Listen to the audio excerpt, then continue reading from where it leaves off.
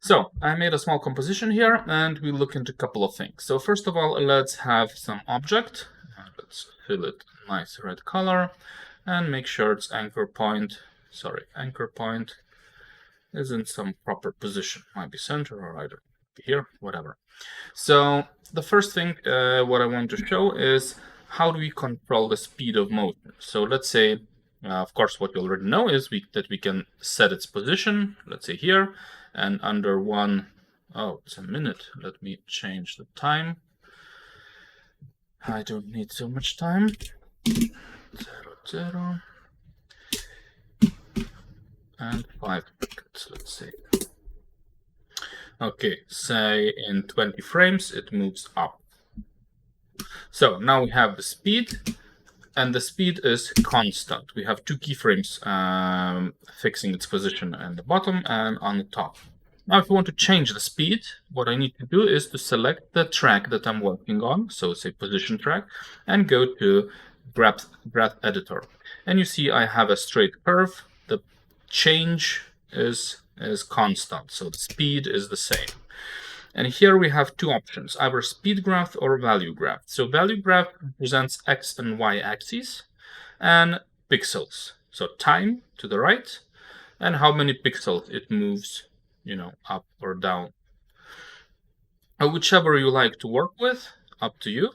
But basically what you can do is you can change, things like that. So you select one and let's say now we'll have slow in, slow out. So it starts up slightly slower, goes a bit faster, and then slows down again in this one axis. Or maybe you would like to work with speed graph, and let's make more extreme curves. Now it should be really fast in the middle, and again slow down. Or maybe we can do something like that. And basically this is the way you control the speed between two keyframes. And you also notice that those change a bit. All right, what's next? So that's thing number one. Now let's get rid of it there. Now let's look at other things that we can do with the vector layers. So let's say I create an object. This is an arrow, a very ugly arrow. We have a very ugly arrow, and yes, what we already know is that we can simply animate it by animating its position, just what we did with a box just a second ago. It moves, say. Or we could as well animate its contents, change its shape with path, changing the tip of the arrow, changing the shape. So that's two things, but we have more things to control here. So basically here you see this add, and this add works on any shape layer. And we'll go through some of those things. So let's say I go with twist, and here's our twist. I have an angle and a center. Oh, I'm looking at 200%. Oh, it's a really tiny composition here. I made only 200 pixels by 200, I think, whichever. So as long as you're looking up to 100%, it's perfect. So if you would do the same procedure with an image, you would really, really fast start to lose quality. And here it's a vector transformation, so you don't lose quality as long as you are looking at, not more than 100%. But if you would scale something, any vector object, it would remain as sharp as it can be. So, and all those things are animatable as well. Let's say a repeater. Actually, we'll make a bigger position here. Oh, sorry, what did I do? No. So let's make 500 pixels by 500 pixels. A bit more space to work with. So I have a repeater here. What does the repeater do? It has 3 copies, or 0. Let's animate this value. It has 1 copy at 0 times 0, 0, and at frame 10, it has 10 copies. And so you see the copies are popping up. What does it? Also, we can offset. So they appear, let's say in -2, -3 here, and now it moves to the right. So it goes to 0 or to positive value. And they're moving. So you can do a lot of things with this, deleting it. Now the next thing is probably the one, I didn't delete it, deleted. So the one that you would use the most would be trim paths. I assume you would use it most. And trim paths works, it doesn't work nice with fill. If an object has a fill, it looks ugly most of the time. So therefore I will make a copy of this shape. And for now, I will hide this the lower one. And with shape 2, I will have no fill, and I will have a stroke. Yeah, let's say a white stroke. And I will add trim paths. So how does it work? It has a start, and it's 0, 0, and it has an end, it's 100. So this is a beginning of our outline, and this is the end. So you see if my end is also 0, then basically I have no outline. And I can, of course, animate those values. So at frame 10, I will have 100. Maybe I don't like that it starts from here, so maybe I'll start from, I don't know, say from here, and then I would go, you know, something like that. So you could kind of draw any vector shapes here with this trim paths. Yeah, of course, if you have a text, that's a lot of letters. And with the text, I'm not sure, can you, probably you can. We need to convert it to a shape layer. Let me do that. Convert, create shapes from text. And you would do the same with things brought in from Illustrator. Okay, now it's a shape layer. And the shape layer, okay, the text, when you convert, it gets hidden, but it's still there. I'll just delete it. And this is already an outline, a shape layer. So we have 3 letters, and let me grab the same trim paths, and I will add it to where? Path. Let's say here. Now, guess it doesn't let me. Oh well. Oh, it doesn't have a stroke. Let's see. Let's get rid of fill.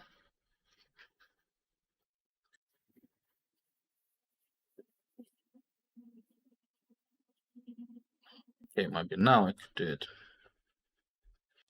Trim paths. And you see, I can do that with a G letter. Now it kind of is being written, so to speak, yeah, if I animate this. Okay, so lots of, or not a lot, but some things you can do here with vector things, vector layers. What else? Let's say we have a couple of objects here. I don't know, whatever it is. Maybe it has a fill as well. And I want to make a mask. So I want to mask this out. So what can I do? I select this, and I'm pretending that I will create another ellipse, but instead here I choose who creates mask. So this tool has 2 options, either it creates shapes or masks. And now make a mask, and the mask appears here for the whole layer. The mask can be inverted, it can be animated. So, oops.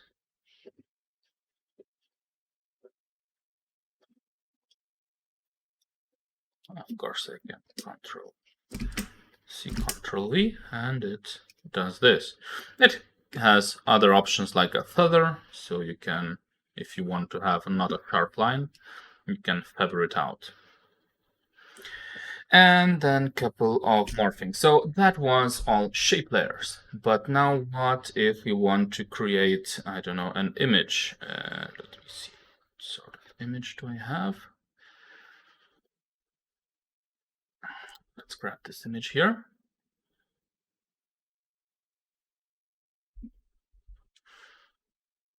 I'll make a new composition because it's bigger than my. Okay, I have an image. It has a black background. My composition has a black background.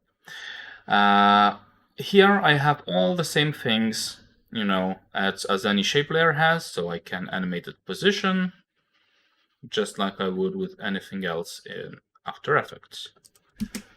I could, rotate it, change its opacity, whatever I want.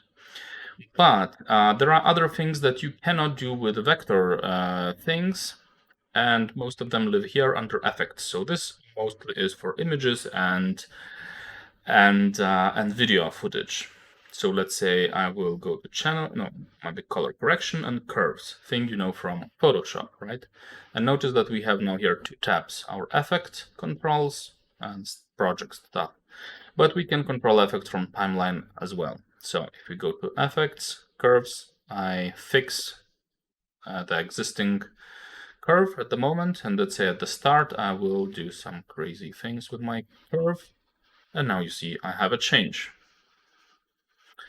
So let's get rid of curves, add something else. So let's say the start, and let's say, I don't know, mesh one. So I have some columns, I don't need so many, might be a bit more 3 to 3, let's say. And I fix its position at the moment. I go to frame 10. Oh, sorry, I meant this. And you see I can do some things here. Now, basically, what you need to know now is that you can find lots of effects here, and you can animate most of them. Be careful, some are not like Cinema 4D. It's a 3D program that there's a connection with a 3D program. You don't care about it. Boris, it's a Mocha, motion tracking, again, separate kind of plugin. But most of them would kind of work. Color correction, you would know from most of them from Photoshop. Blur and sharpen, you of course know. Distort, you can check them out. Of course, with the generate, you are losing simulation, or is it generate and simulation? You're losing your image. It kind of only works as a, I don't know, as a container, but it kind of generates something new. So you don't even have to have a picture here. You could have just an empty layer. No, yeah, just a layer for that. So, all right, check out other things here. Check out other effects you can have, and I will show another one, last one for today. So, say I want to make that, pretend that I'm drawing this shape here. It's text. Arabic. That's Arabic.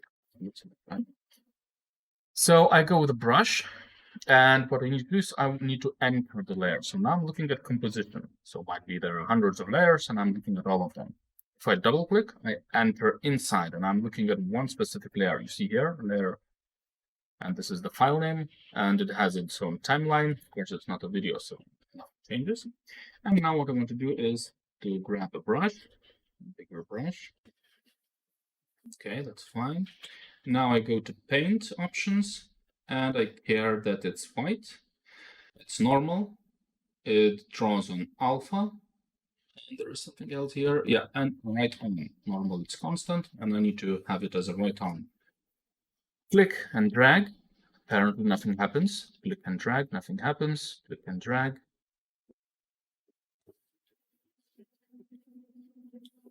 But you see some keyframes appeared here. What the hell is going on? So we go to composition. You see that it immediately has its effect, paint, and there are lots of brushes here. So now what I do is paint on transparent, turn it on. And now you see these are my brushes. Now if I don't like that brush 8 starts so fast, I can go to brush 8, grab its grab its keyframes, and it will happen later. Or maybe I want it to happen faster, so I squeeze them in. And you see this brush happens very fast.